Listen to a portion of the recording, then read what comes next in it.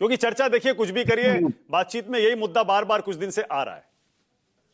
देखिए, एक नागरिक के तौर पर मैं चाहता हूं कि हमारे देश के जो राजनय है वो हमारे पड़ोसियों के साथ अच्छा रहे।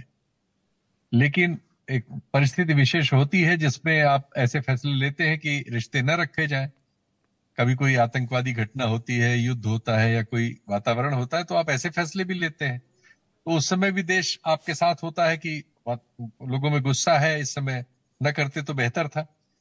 लेकिन अब ये फैसले चूंकि जिस जगह होते हैं और जिस कारण से होते हैं उसकी तरह तरह की आलोचना है, इसलिए उस प्रसंग में बहुत ज्यादा जाना जो है एक राय बनाएगा।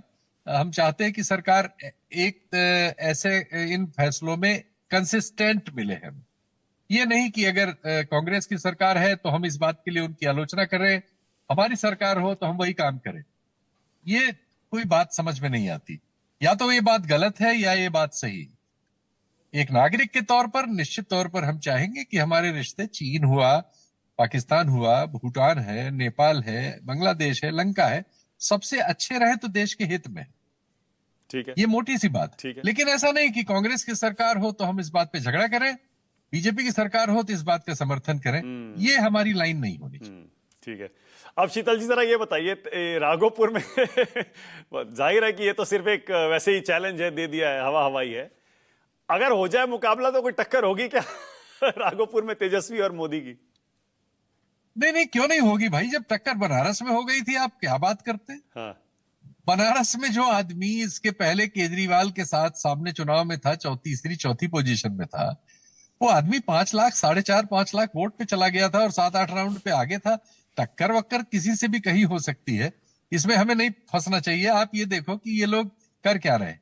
कर ये रहे हैं कि अपने को चाहते हैं कि विमर्श में रहें, क्योंकि जो विमर्श वहां पे पीके साहब ने ले लिया था इस यात्रा से पहले और इस यात्रा के बाद, चूंकि विमर्श बदला है, तो कांग्रेस और तेजस्वी और अन्य भी जो भी विपक्ष में है वो ये कोशिश कर रहे हैं कि बातचीत उनके बारे में हो, ये बाइपोलर होती रहे बातचीत।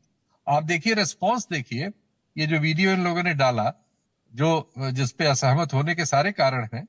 ऐसी बातें नहीं करनी चाहिए राजनीति में कि दूसरे से बात ही ना हो पाए। हाँ। लेकिन ये है, उसको एक्स पे ही देख लीजिए। ग्रोक से मैंने अभी पूछा आपका कार्यक्रम चलते हुए, 68 लाख से ज्यादा उसको व्यूज मिले थे, 12,000 से ज्यादा लाइक्स मिले, 3600 प्लस रिपोस्ट हुए उसके और 4500 से ज्यादा कमेंट्स मिले।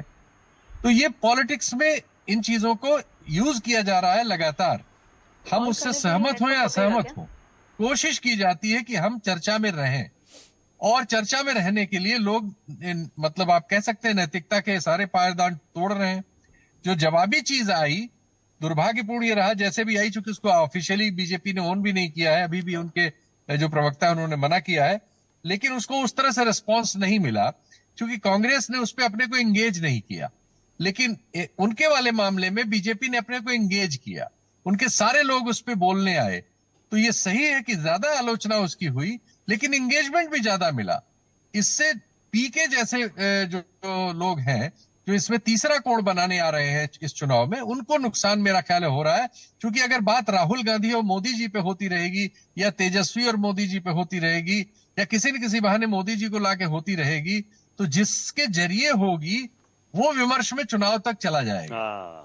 और ये आजकल टैक्टिक्स हैं, ये सब हम लोग भी इन लोगों को देख के ही सीख रहे हैं कि ये सब भी टैक्टिक्स हैं जिनमें इन रिश्तों को भी तार तार करके लोग चर्चा में रह लेते हैं। हाँ। अच्छा तो ये होता कि इस तरह की बातें न होती और कोई सभ्य तरीके से ये सब किया जाता। बिल्कुल सही है। अनंत विजय, अनंत यहीं से शुरू करिए।